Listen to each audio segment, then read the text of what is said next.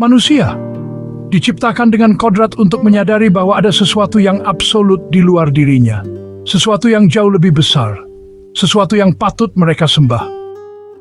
Di masa awal-awal peradaban manusia hingga zaman klasik kuno, politeisme atau kepercayaan dan penyembahan kepada dewa-dewi adalah suatu kelaziman.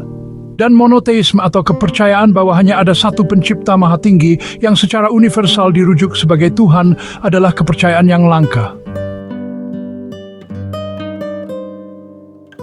Perjalanan hidup Nabi Ibrahim dari kota Ur di mana beliau lahir dan tumbuh besar, lalu pindah ke kota Haran yang berada di wilayah Turki saat ini. Kemudian bermigrasi ke wilayah Kanaan, lalu ke Mesir untuk mengungsi dari bencana kekeringan dan kemudian kembali lagi Kanaan. Semua itu tidak lepas dari mimpi-mimpinya yang beliau yakini berasal dari sesuatu yang baik dan suci. Walaupun Nabi Ibrahim lebih sering menerima pesan-pesan Tuhan di dalam mimpinya, beliau juga menerimanya ketika sedang menyendiri di tempat yang sunyi. Dan terkadang juga beliau diberikan penglihatan spiritual ketika sedang berpuasa.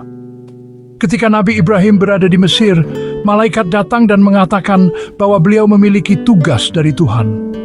Mereka membawa pesan bahwa Tuhan ingin Nabi Ibrahim kembali ke Kanaan untuk menyampaikan kepada orang-orang di sana tentang keesaan Tuhan dan penyembahan berhala bukanlah cara yang benar.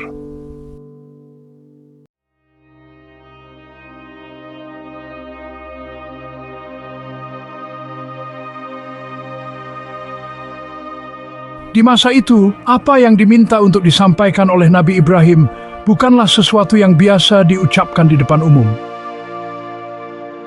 Tuhan memberitahukan jika Nabi Ibrahim ke Kanaan, kemakmuran akan menyertainya dan beliau akan memiliki banyak keturunan. Kemudian, di masa depan orang-orang akan mengikuti apa yang disampaikan dan nantinya beliau akan mendirikan sebuah negara, sebuah cara hidup, sebuah agama. Kanaan, nama kuno untuk Palestina, adalah wilayah yang telah berpenduduk ketika Nabi Ibrahim tiba. Wilayah itu telah dihuni oleh berbagai suku bangsa kuno, seperti orang Kanaan, orang Amori, orang Het, dan orang Yebus. Menurut sejarawan keluarga Terah, ayah dari Nabi Ibrahim, bukanlah orang Sumeria asli, melainkan orang Amori yang telah menyebar ke seluruh Mesopotamia pada masa itu. Tanah Palestina telah menjadi pertikaian antara para keturunan Nabi Ibrahim tentang siapa yang paling berhak mewarisi tanah yang dijanjikan itu. Para pihak, baik itu dari golongan Yahudi, Kristen, dan Islam, memiliki interpretasi masing-masing dari ayat-ayat pada kitab suci mengenai keberhakan mereka atas tanah yang mereka sakralkan. Sekilas kisah mengenai Nabi Ibrahim di video ini bersumber dari hasil komunikasi antara seorang yang bernama Barry Strom dengan roh Nabi Ibrahim di surga. Di dalam kanal YouTube-nya, Barry Strom yang dianugerahi kemampuan psikis menghadirkan roh Nabi Ibrahim dan bertanya banyak hal mengenai kehidupan beliau ketika masih hidup di masa lalu. Menurut roh Nabi Ibrahim, banyak informasi mengenai dia telah terdistorsi dan terlalu dibesar-besarkan oleh para penulis kitab-kitab masa lalu, seperti mengenai usianya. Dia telah dituliskan hidup hingga hampir 200 tahun, dan itu adalah sesuatu yang dibesar-besarkan. Dengan alasan di zaman itu, semakin tua seseorang, maka ia akan semakin dihormati oleh orang lain. Usia istrinya, Sarah, ketika mengandung Ishak juga tidak akurat. Menurut roh Nabi Ibrahim, istrinya mengandung pada usia pertengahan 40 tahun. Atau informasi kejadian yang menjadi perdebatan di antara keturunannya, seperti mengenai putranya yang dipersembahkan sebagai korban, apakah Ismail atau Ishak. Roh Nabi Ibrahim menjelaskan ketika Ishak berusia sekitar 12 tahun, Tuhan datang kepadanya melalui sebuah penglihatan dan berkata bahwa Tuhan ingin dia mengorbankannya untuk memastikan bahwa dia benar-benar akan menjadi hambanya dan mengikuti perintah-perintahnya.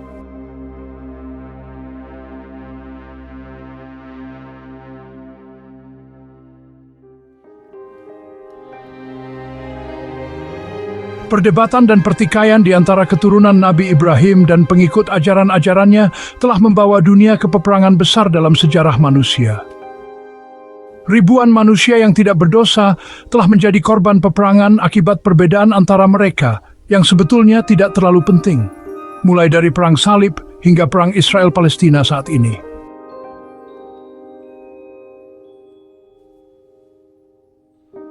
Dari surga, Nabi Ibrahim menitipkan pesan untuk kita semua, bahwa di mata Tuhan, semua manusia diciptakan sama. Beliau juga berharap agar manusia dapat belajar untuk saling mengasihi dan hidup saling berdampingan dalam kedamaian.